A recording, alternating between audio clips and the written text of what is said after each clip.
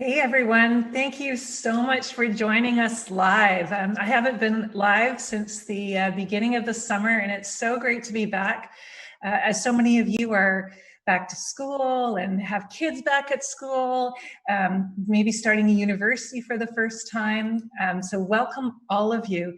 It's going to be a great, almost an hour. We're going to be live. And I wanted to introduce a really special guest that we have tonight. You may already have known his name. His name is Shane Feldman, and this guy is a big deal.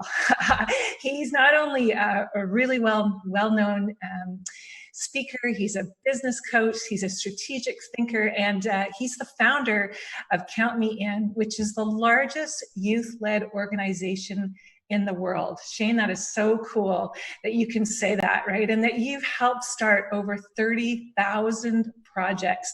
Some of these projects have been, a one-time thing. Many of them have gone on and become, their own businesses and their own not-for-profit groups.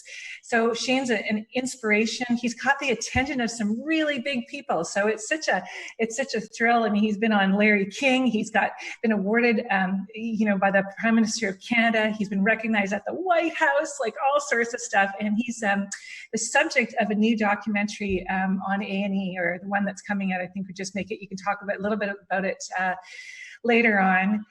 And I think what's special about Shane, there's lots of things that's special, but he's passionate about community. He's passionate about young people. And, you might think this guy is like, in his 50s or 60s to have done this much, but he's still in his 20s. And I think that in itself is super inspiring for all the young people out there too listening. I think gives them extra inspiration that, you can start now, you can start when you're young, and you can really go after your dreams, something that I really believe in. So Shane, welcome. Thank you so much for that extended introduction.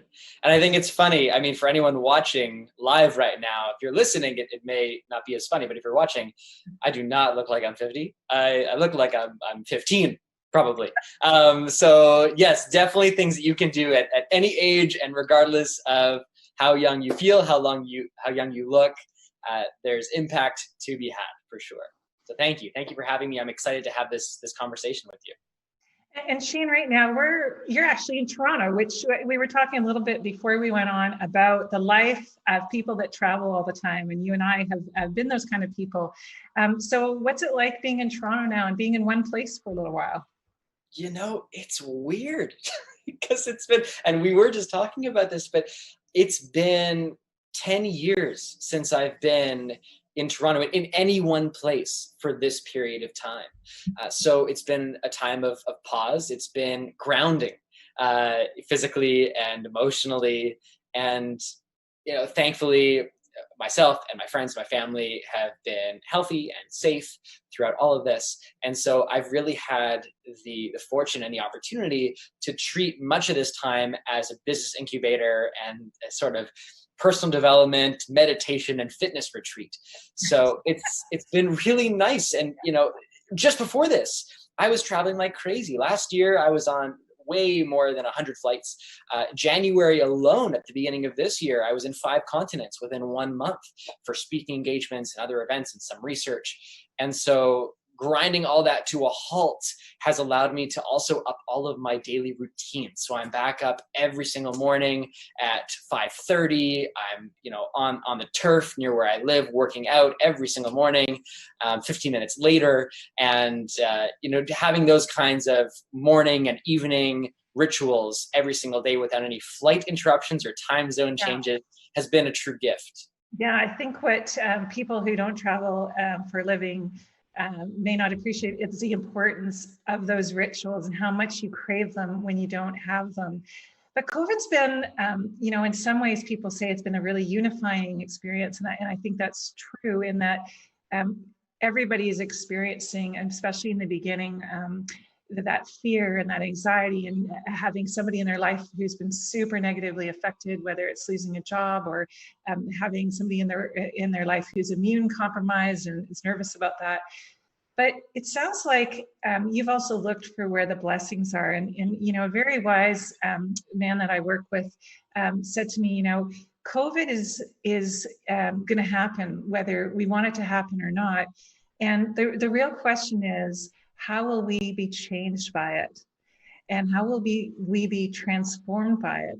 And in my mind, it's like, that's not to say like be Pollyannish and say, oh, you know, this is like, so, you know, I've got time off traveling. Oh, yay. You know, like, yeah, like all your gigs are canceled and there's, you know, you got a big staff and like there's a lot of pressures, right?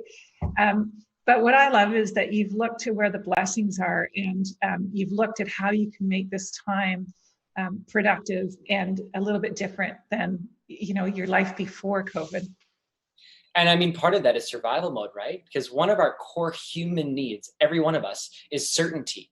We need that sense of stability. We need that sense of certainty. And in an instant, much of that certainty was taken away from us. Yeah. And so many of us have had to navigate what it looks like to bring that sense of certainty back into our lives, whether it's through new routines, new rituals, new habits, because our everyday practices were disrupted. Some of us in very drastic and irreversible ways. So yeah, it's really, it's been a time of pause. And for me, it's how can I give myself that sense of certainty that I know I crave, that I know I need in order to function at my full capacity. Well, it's funny, isn't it? Because Shane, we crave it, right? But we also know it's an illusion, right? So it's both now, it's the both. And I think that the older you get, the more you realize that it's actually, the constant is change, that the ground is always shifting from underneath us. And the pain of change really is that we think it's not supposed to happen. And COVID, of course, has been incredibly painful. People have lost their lives, have lost their jobs. The economy has just been devastated. But the change part of it, a lot of the pain is actually the change in people's lives. So what I'm hearing you say is that we build those routines, we build those rituals in our lives to make us at least feel like we have agency. Yeah, I mean, and you do have agency, right? There's a difference between agency and control. So the myth might be control, that we can control our lives or control outcomes or control other people even. And of course, none of that is true. But what we can do is live in alignment, right? Maybe that's better verbiage. So for me, you know, I have my core values that I've identified. And for me, I need to make sure that I'm living and working in alignment with my core values. And how I activate that, how I live in alignment with my values, that is an ever evolving process. And of course, back in March, it changed drastically, right? How I'm able to accomplish not only that alignment with my values, but also the certainty, the variety, the connection that I crave in my life for myself. So I think if you live in such a way where you are in touch with what really matters to you most, and you're finding ways to activate those parts of yourselves and stay connected to your truth, stay aligned with those values, then you'll feel that sense of certainty and stability, even though all the outcomes, surroundings, and circumstances may change.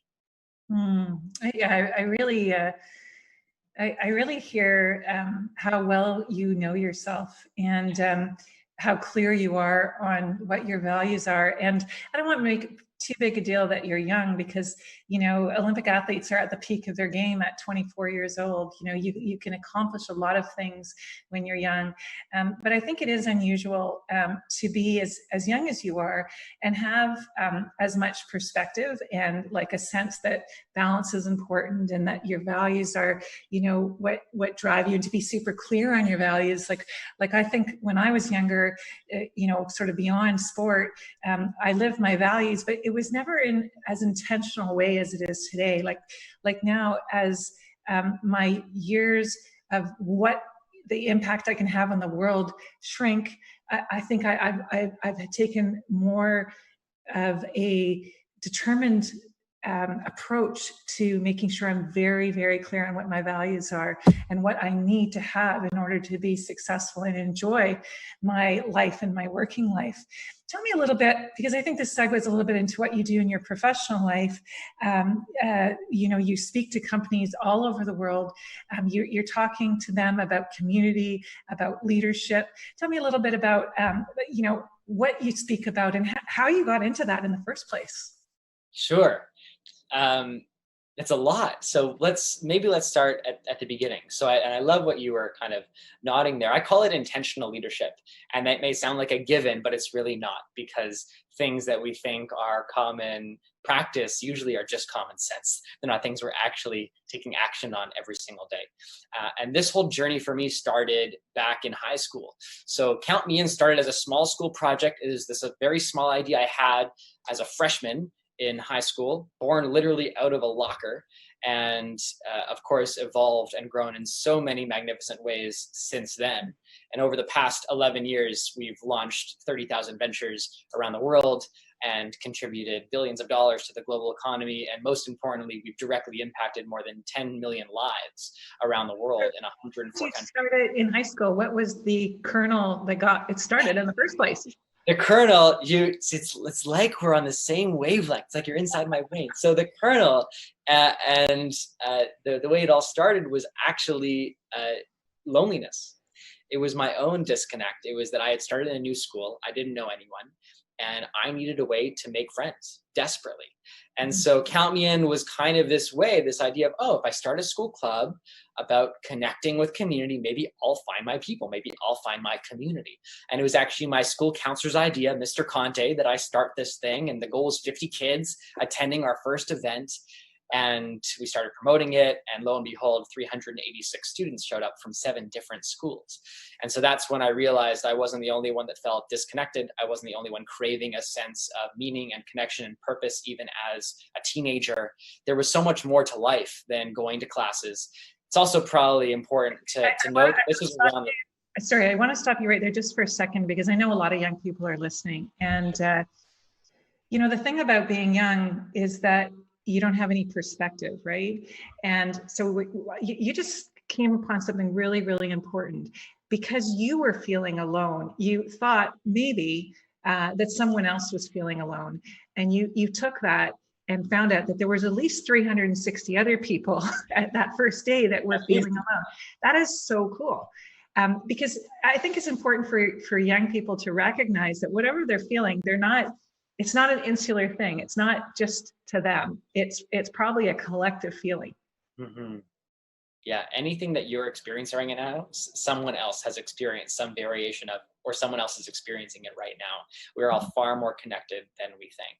Yeah. And loneliness is definitely something felt by others. And it was something that I learned really quickly others were feeling. And so that was where the growth first started, because I realized there were so many people to help and so many people to connect with. And Count Me In started to grow. And just a few years later, we were planning a massive TV broadcast. There were 3,000 people filling one of the largest theaters in North America. We were broadcasting live around the world, reaching millions of people. It was nuts. And while I had started this community with the primary goal of becoming part of that community, what I realized planning that big event just a few years later was that I was as lonely as I'd ever been. And even though I had started this thing and was leading this thing, I didn't feel connected to my team. I felt very separate from everything I was actually building. And it's something that, a lot of CEOs and executives that I've coached and work with, they share a very similar mentality, right? Because even though you're creating something or leading something, usually you're separate from that thing. And I was very blind to that. I was even younger than I am right now at the time, and very naive and ignorant to the emotions that in many ways I was suppressing. And I was looking for distractions anywhere I could, distractions from how I was feeling. And the result of that was a very physical and emotional wake-up call that kind of happened in 2 parts. So at the time of that large broadcast that I was planning, that I was producing for Count Me In, I was waking up with serious pains in my stomach. I started to feel physically sick every single day from this loneliness and the suppression of my emotions. And then in the span of just a few weeks, 2 things happened. One, I came to a sudden, very painful realization that I was in a very toxic romantic relationship with my boyfriend at the time, who I had been living with for a couple of years. And so I had to start navigating the end of that relationship.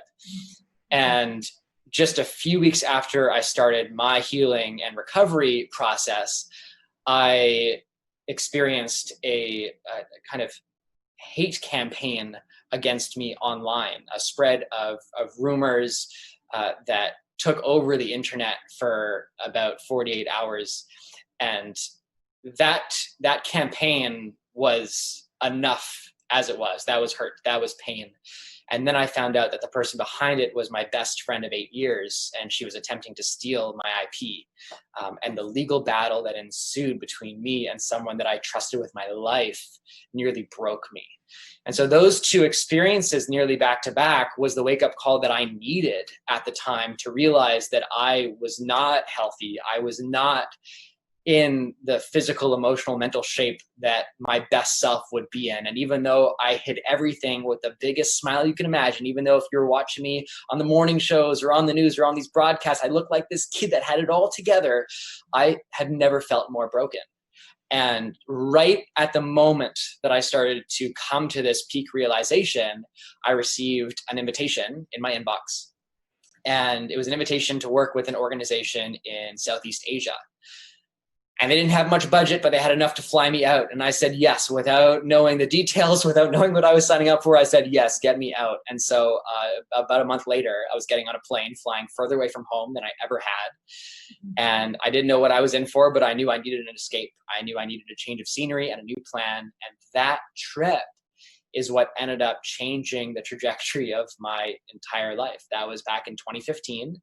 And that first trip turned into this impromptu, unplanned research trip, which has now taken me across 28 countries. And at the core of that research, of me living and learning with all different communities in all different continents, was my realization that community ultimately isn't something that you find no matter how far you search for it. Community is something you create, and it takes careful planning and intentionality. But if you build the habits and you build that routine, it's something that you can build, and it's something you can feel every single day. And so I brought that back to my team and back to my life, and I've never been the same since. I've been the happiest person you could possibly imagine, living a fulfilled, passionate life, even though just what really was just a few years ago, I felt like I was unrecoverable. Wow, that's really powerful, Shane. And I think I want to touch upon a couple things. One is this idea of loneliness, because I think it's something that's universal. I think we've all experienced loneliness at some time in our lives.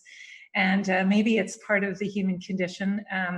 Maybe it's actually a product of the way that we live our lives in this society, but it's very real. It's certainly what young people are telling us they're feeling a lot of, particularly now as they start university and they're in dorms separate from their friends.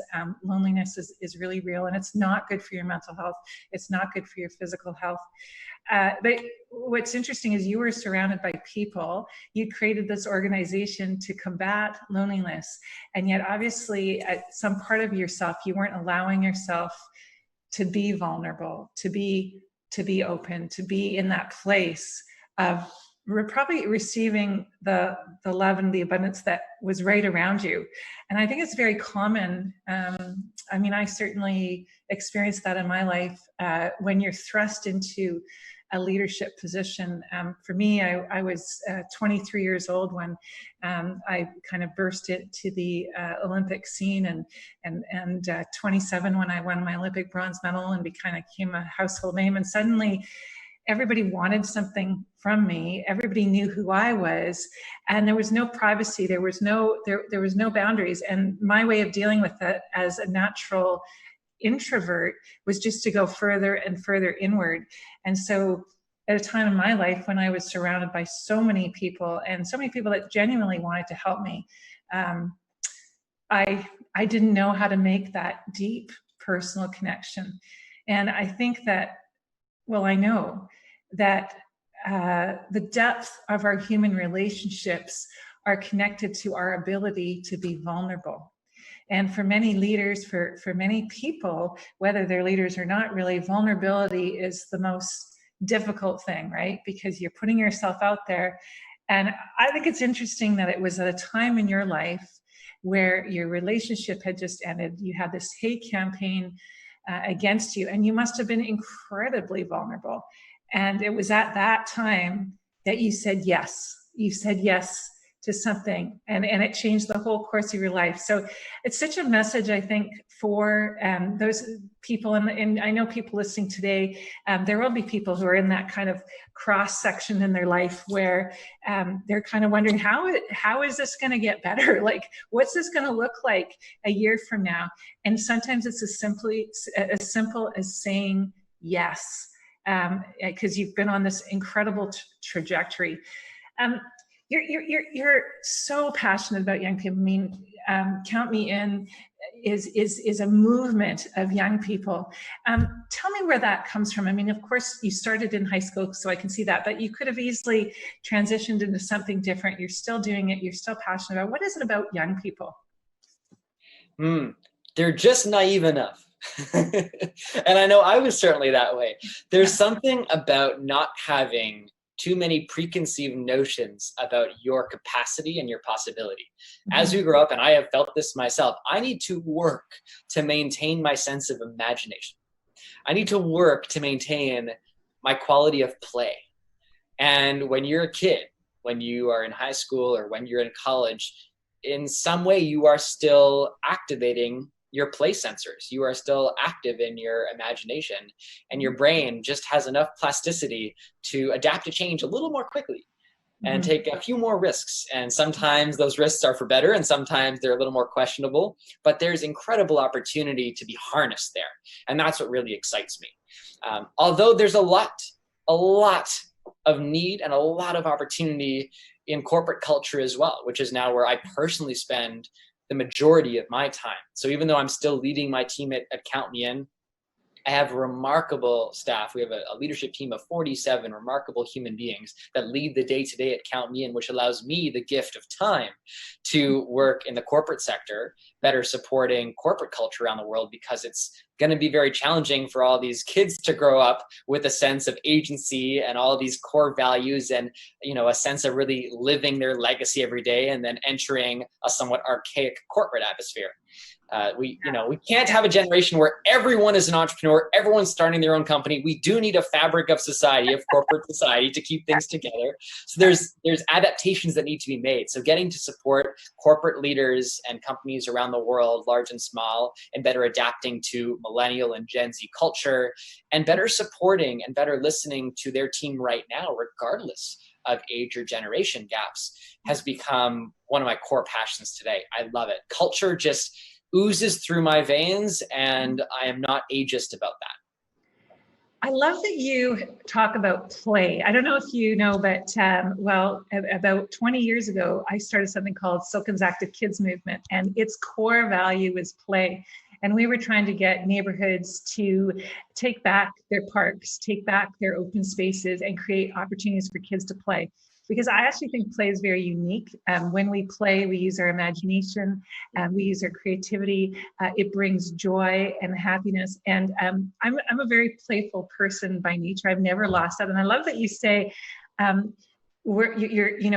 people are just naive enough, because I hold on to that still in my life. I filter out a lot of the experiences I've had in my life that have been negative, that have, shown me that the world is a bad place. I choose not to spend too much time there. I know that that's true. It's not that I'm so Pollyannish about it, but I protect my belief in people. I protect my playfulness and my sense of possibility, and you can do that. So there's some hope for you. You can just keep doing that, and even to the point of filtering how much of the newspaper I read, how much we overwhelm ourselves with bad news, because unfortunately, what makes headlines is it's the big news that's happening out there. But every single day, there's millions of stories of kindnesses, and like your organization, like our organization at Unsinkable. The reason I started Unsinkable was to tell these stories, to be a counterbalance to all the negativity out there, because people are inspiring. Most people, well, everybody has a story, and a lot of people have an incredibly inspiring story. And when we share our stories, I think that we lift each other up, and we go, like, I'm listening to you, Shane, and I'm thinking, wow, there's more to be done. Wow, cool. And, not knowing what all the obstacles are, I think that today, for young people, the pressure starts so early. I remember high school kind of just being about high school. Like, I don't remember high school being about university.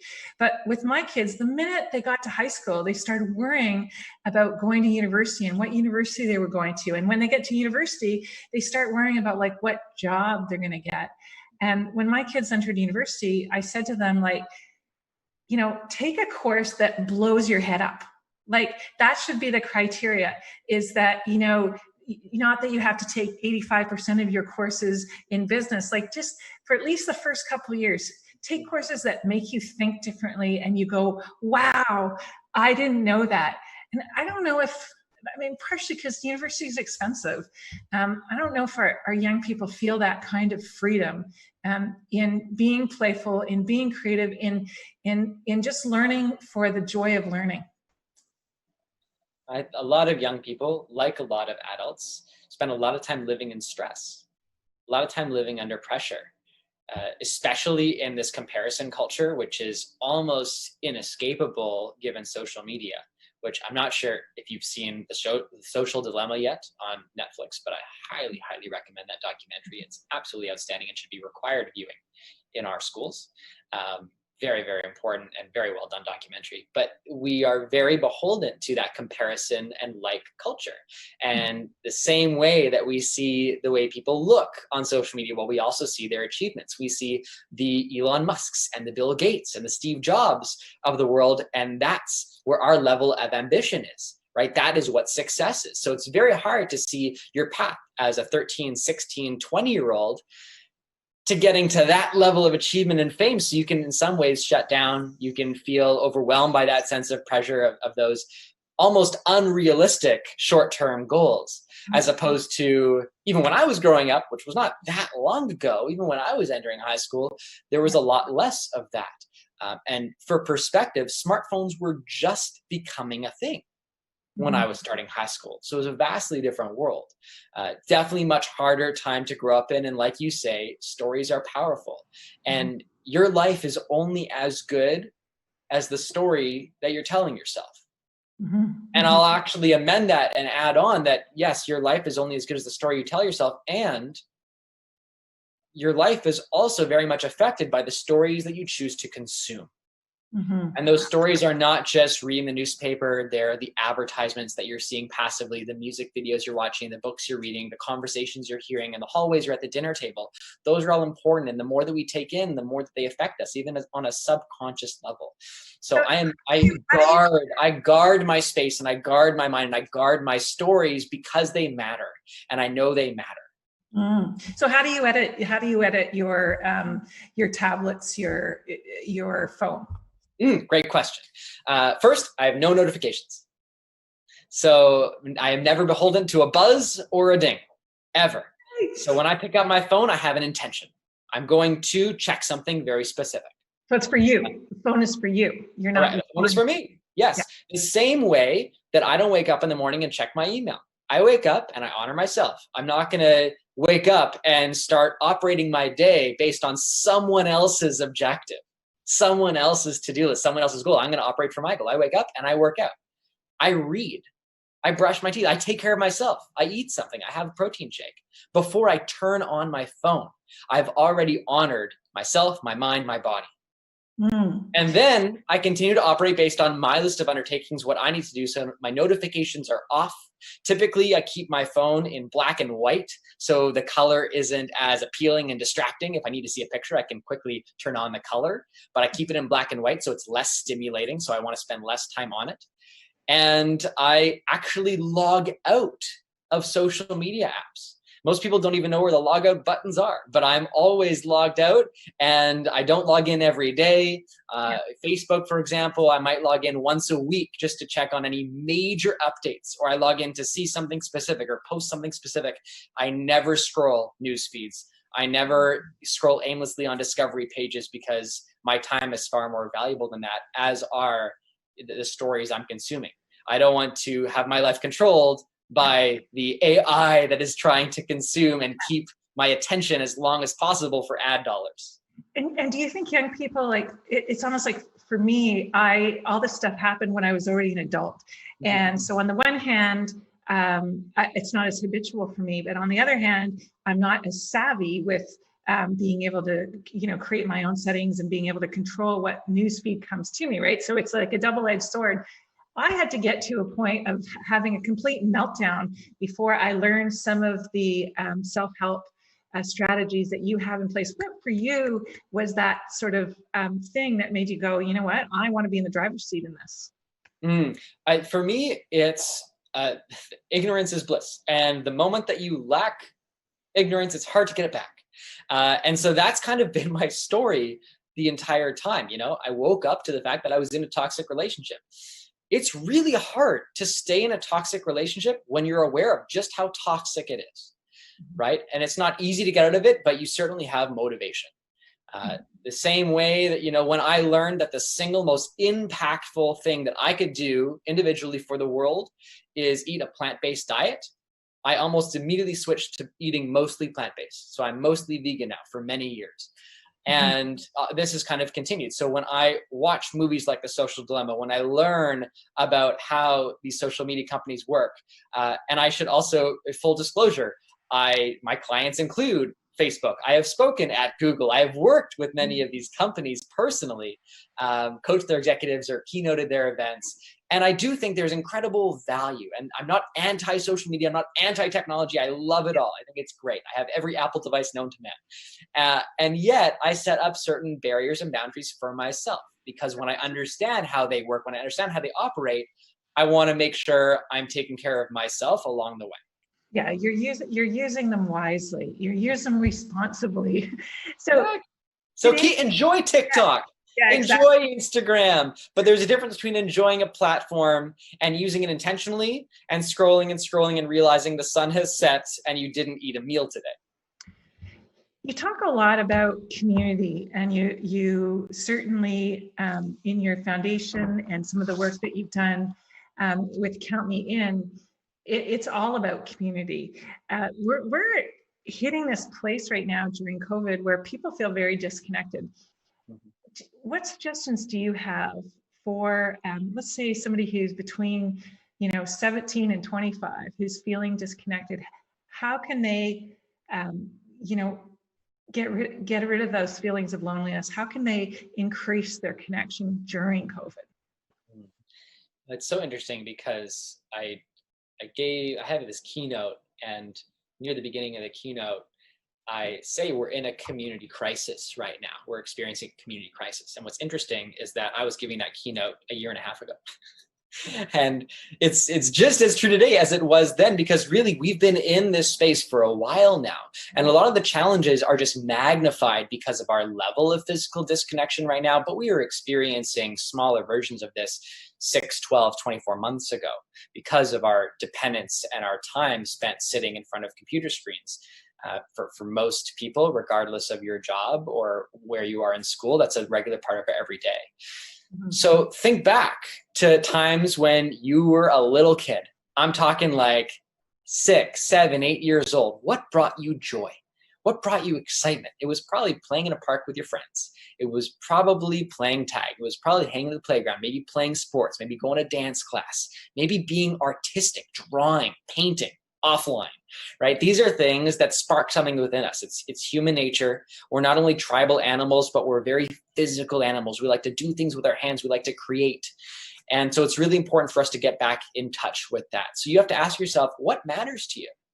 What really gets you excited? If you are in the greatest state, if you're experiencing peak joy, what does that look like for you? And it probably involves other people. And it probably involves creating, or doing something, or invoking some kind of imagination or play, like we were saying earlier. So we need to build that back into our life in a healthy, physically distanced currently way. And so maybe that looks like painting on FaceTime with someone, right? But having that, genuine connection with another person. Maybe it's getting on the phone and having an actual conversation instead of depending on text-based communication.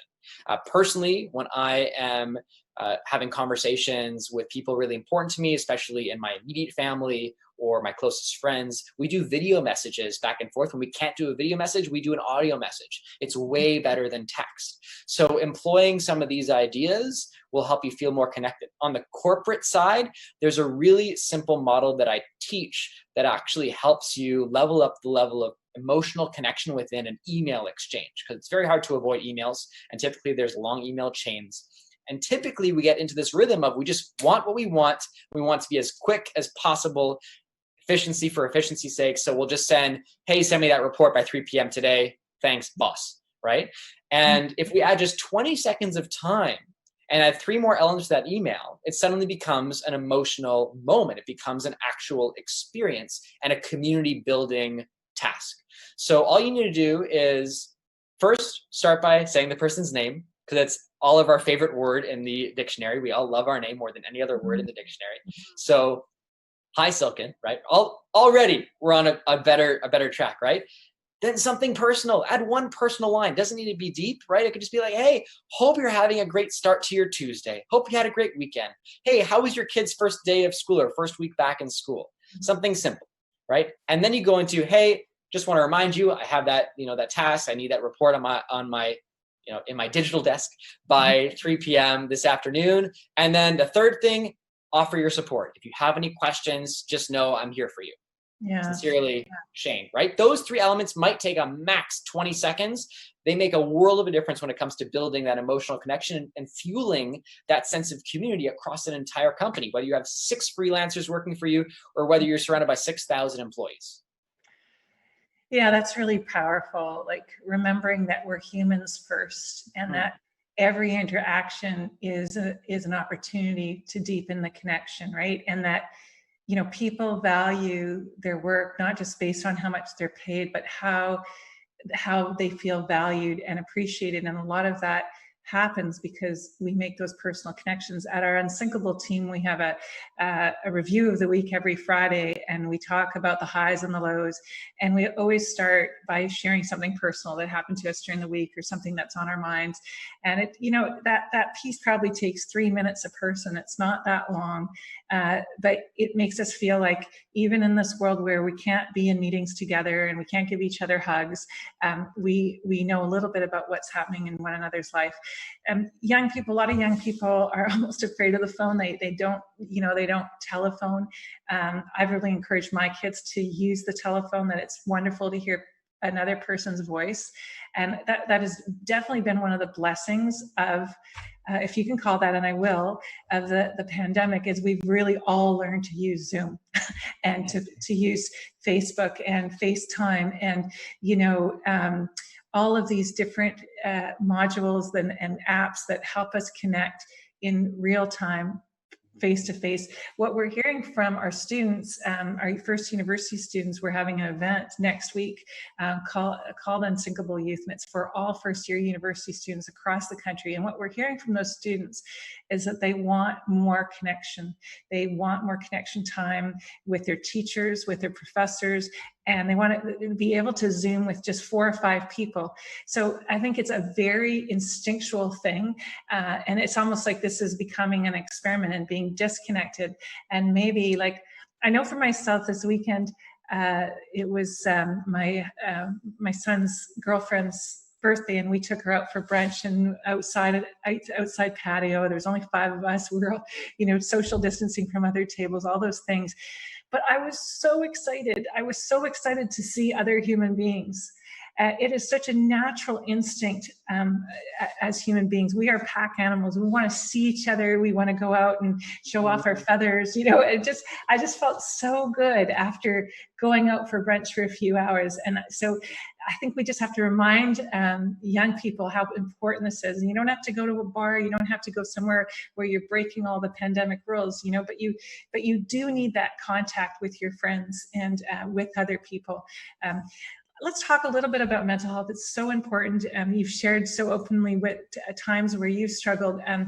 My mental health hygiene is, I've really got some rituals now, including journaling and meditation and chanting and eating well and, exercising every day. I got it down pretty good. And even with that, there's times that I falter. Let's hear a little bit about Shane's wellness program, his mental health program. Well, it starts the moment I wake up. So the moment I open my eyes in the morning, gratitude for a new day. I recite their serenity prayer every single morning, and then I'm out the door. So I'm up at 5:30, out the door at 5:45, like clockwork. I'm just a few minutes away from a massive turf. I'm the only one on it at that time. And I do roughly 90 minutes of strength training every single morning. Weekends, sometimes we'll change it up, do some cardio, do something else. But sweating is the first thing I do every single morning. Then I come home, shake and shower, and read. And so by the time the clock is approaching 8 o'clock, I've already sweat. I've already challenged myself physically. I've already challenged my mind with what I was reading. I've, had some sustenance, had a protein shake. And so I'm already in that kind of high performance mindset, that peak state to get into work mode. So then I dive into my top undertakings for the day. And part of my mental health ritual is always starting. I'm at my peak, I'm at my highest moment. So I got to start with the most challenging task of the day. So if I have, 5 major things I have to do, I'm going to start with the one that doesn't excite me. I'm going to start with the one that's going to be the hardest. It's going to be the longest. And that's where I'm going to start my day, to put all that positive optimism and energy into that. Then around the mid-afternoon, when most people are hitting kind of that slump, you want a snack, you want a nap, that's when I go for a walk. Out of my space, out of office mode, and I need to get outside, usually without technology, usually without a phone. If I bring my phone, it's on airplane mode, and I'm listening to a podcast while I walk. But I just need time outside in nature. And don't get me wrong, I live in a very busy downtown core, but it's still nature. It's still fresh air. There are still trees. There are still parks. So that's what I need to feel grounded before I go back and put in my last few hours of work for the day. Healthy food, healthy eating throughout. I track what I eat to make sure I'm getting proper nutrients. I'm not, tracking my weight per se, but I want to make sure I'm getting the right protein, the right carbs, the right fats, making sure I'm really nourishing myself and getting what I need.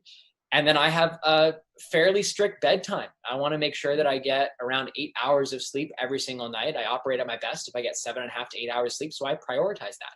My phone is off about an hour before I go to bed. I make sure I'm not in front of screens. No technology is in my bedroom at night. So there's no distraction. There's no hum of anything. There's no allure.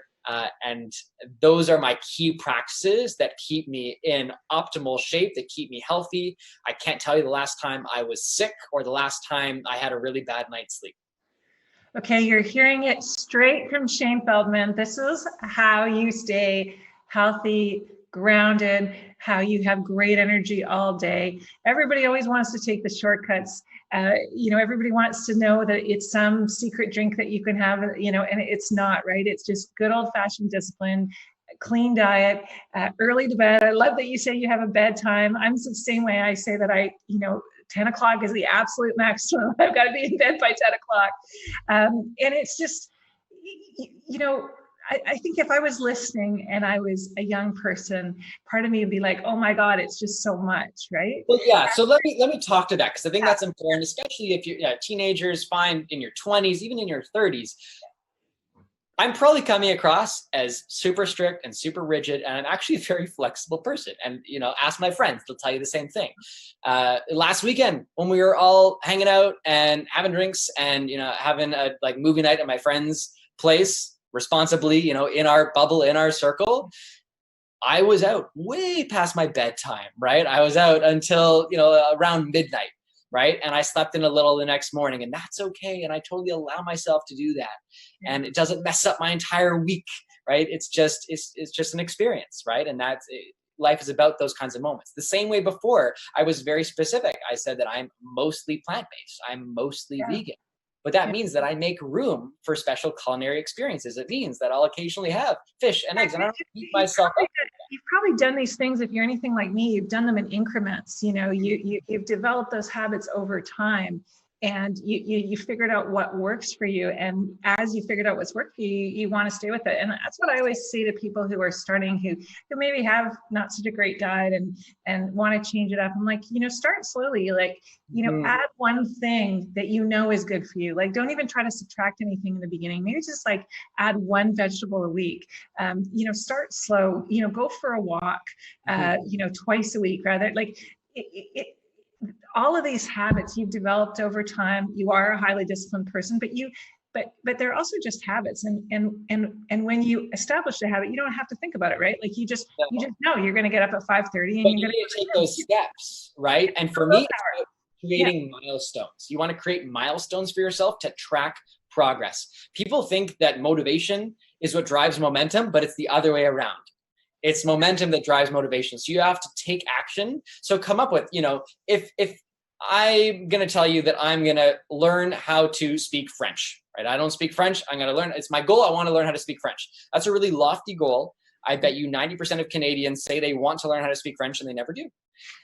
Because that's a really large goal, as opposed to, I want to be able to do the entire national anthem in French, right? I want to be able to sing my favorite song in French. I want to be able to have a 5-minute conversation in French. When we create milestones for ourselves, it helps us get to where we want to go. So if you start with, hey, 3 of my dinners a week are going to have no meat, right? That is a very manageable goal. That's different than telling your friends, okay, that's it. Starting right now, I'm vegan, full vegan. That's it. Call PETA. It's very different. So I like to not only create milestones, but also celebrate the gray area in between. Just say, I want to eat less meat. I want to eat less meat. That's a great place to start. That's where. Or whatever it is, right? We're talking about food, but we could talk about politics, right? There's so much divide because we see so many things in black and white, and there's so much gray area to be celebrated between. That's where all the change happens. It's where all the most meaningful dialogue happens. That's where community really lives. It's in the gray matter in between. Yeah, so many things to think about. Last thing that I really wanted to bring up is about fear. Fear has been a big factor in my life. I, as an athlete, spent a lot of time being afraid of competing, afraid of competition, afraid of not doing a good job, blah, blah. And I think a lot of my early life was really controlled by fear. And fortunately, I was super hyper competitive. So my desire to win was always slightly stronger than my fear of competing, right? But I look back and think, wow, I wasted so much energy. I wasted so much energy and took so much of my joy being in fear. And for me, I had a few things in my life that really kind of liberated me from it. The most important one was really loving myself for who I am and accepting myself for who I was, because once that happened to me in my life, and I made that happen in my life, there was really nothing to be afraid of anymore. It was just an experiment, something, it didn't mean that I was a failure if I failed at something. What role has fear played in your life? And what strategies, could you, maybe talk about that have been effective for you? One of my closest friends, Michelle Poehler, helped me with a huge mindset shift a few years back. We were talking about fear and courage and bravery and the difference between being fearless and being brave. And she said something brilliant that really had a profound impact on me. She said, people always ask what's the worst that can happen. But when you ask someone what's the worst that can happen, suddenly you start playing all the worst case scenarios, which is not motivating at all. It's actually terrifying. And she said, what if instead of asking what's the worst that could happen, we change it to what's the best that could happen? And that simple shift in wording helped me reframe so many moments of fear moving forward. I've been paralyzed by fear in the past. I know what it feels like to have to really push myself far outside of my comfort zone. And that's where all the growth happens. So you need to do that. Doesn't make it easy, but it means it's important. And so fear for me is a dance. It's something that I'm always playing with. And I think most of us are. Yeah. The important I always win. Yeah. almost fear comes up when you're pushing your boundaries. Like if you're always in your comfort zone, you're never going to feel fear. There's a difference between like feeling fear and being kind of paralyzed by it and being, as you said, in this loop of negative, all the things that could happen, like as an Olympic athlete, there's usually a day, 3 or 4 days before competition where you go through in your head the worst things that could happen. And you're like, oh my God, I could like freeze in the starting gates and I could like catch a crab and, I could like not get off to a good start. And then like the whole race and you go through it all and you're like, it's just like a deer in headlights. And it's almost like you have to go through that process in order to get to the other side of it, right? And there's perspective too, because fear is also a protection mechanism, right? That's why it developed. It's why we feel it, because ultimately it is the birthplace of the fight or flight response. It's meant to keep us safe. You should be afraid of that bear in the forest that's running towards you, right? That's a good moment of fear. You should feel that. And I think it's also a really important wake-up call. It's an important thing to talk about. We've talked about vulnerability before.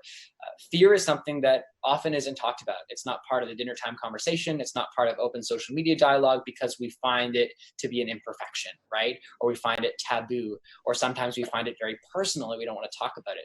But let's talk about the Black Lives Matter resurgence for a moment, right? Ultimately, that resurgence came in many ways from a place of fear. This whole community that feels very attacked, that feels fear for their lives and their well-being and their safety.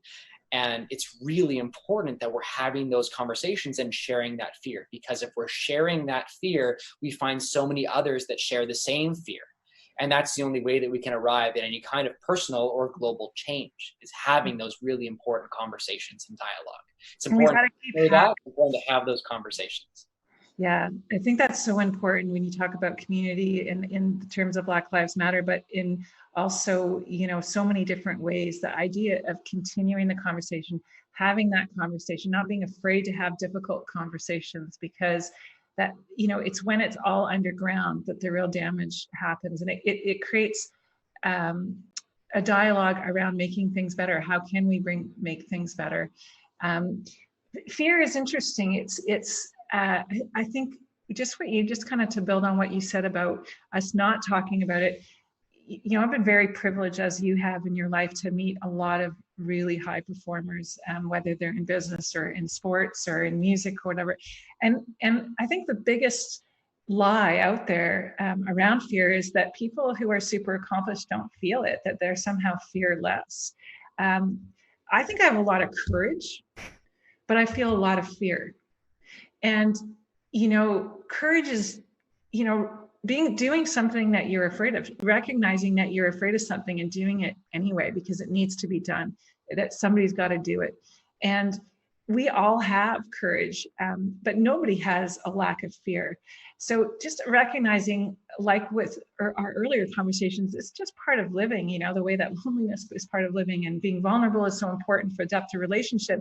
Fear is the signal that we're pushing the boundaries, that we're going into new territory, that maybe we do have to be a little bit careful here, but it's an integral part of our growth. And I think that fear stops so many people from living the life that they really want, to doing the stuff that they really want to do that would make them ultimately happier, but they're stuck and paralyzed by it. So thank you so much for sharing your experience. And I love that idea of reframing it, not what you're afraid of, but what do you want? What do you want to create? What's the best scenario that could happen? It's so important right now, Shane, as we think about COVID, and so many people are living in fear right now and are afraid of the future. And we're in the middle of a pandemic right now, but the majority of us are getting on with our lives and are finding the silver linings in all of the challenges. And that's true for our young people too. The bonus, I say, at the end of all this, we're going to emerge as stronger, more resilient people, because we've gone through this challenge. And just as I can say in some of the things I've gone through in my life, I can say, I went through that. I can get through anything. I'm hoping that, people who get through this will be able to look at this and go, you know what? Yeah, I got through COVID. It was a pandemic. I think that's also, there isn't going to ever be a day where it's like, oh, it's over. right? Like there's not gonna, like that call isn't coming, you know, on some random Wednesday saying, okay, the pandemic's over. It's gonna be a gradual. So I think it's important to honor those small wins along the way, because we're talking about perseverance. We're talking about growth. Well, how did you grow today? That's one of the questions I ask myself every evening in my kind of reflective meditative practice. How did I grow today? How did I contribute today? And there's small wins, small things that you're doing every single day to learn, to grow, to impact. So it's not just the large changes that we want to track over time. Those are actually harder for us to track and acknowledge. So in order to keep up that momentum and motivation and really honor yourself and where you're at, try and ask yourself those questions a little more often, every day, maybe every week, to make sure that you're checking in with your growth, because you may not realize it. You probably are missing it, but you're growing and you're developing and you're changing and you're going through a lot right now. And I just want to honor everyone watching right now, because we're all going through all different types of challenges right now. Some more serious than others, but this is a hard time. We're all dealing with very hard things that we are in many ways ill-equipped to handle. And yet this is what we've been served. This is what's on our plate. And we have to grapple with this. We have to grapple with virtual schooling. We have to grapple with virtual and online work. We have to grapple with being disconnected, with loved ones getting sick. This is all hitting us so fast. I want to honor you for where you're at, for how you are taking this in, for how you are handling this, and remind you that you're here right now. You're watching this, which means in some capacity, you're okay. Yeah. Even if you're sitting in a hospital bed, if you're watching this right now, if you're coherent enough to be hearing me, you are okay right now in this moment. So honor yourself for where you're at, for the growth and the perseverance and everything that makes you the incredible you. And just know that, like we always have throughout time, we'll get through this and we're going to get through it together. But honor the small steps along the way. Thank you. I think that's a beautiful place to end, Shane. That was such inspiring words. Shane Feldman, a man who gets up in the morning and the first thing he does is think about what he's grateful for and say a gratefulness prayer. And the last thing he does before he goes to bed is ask himself, how did I learn and grow today? Those are words to live by. Shane Feldman is a keynote speaker. He's a strategic business coach. He is the CEO and the founder of the largest youth organization in the world. Count me in. Check him out at shanefeldman.com. What a pleasure it is spending this hour with you. I could speak to you for hours. I think we've got a lot of common ground. And thank you so much for the time. It's the greatest thing that you can give anybody, and you've given it to us today. Thank you. My honor. Thank you for having me. Always a pleasure.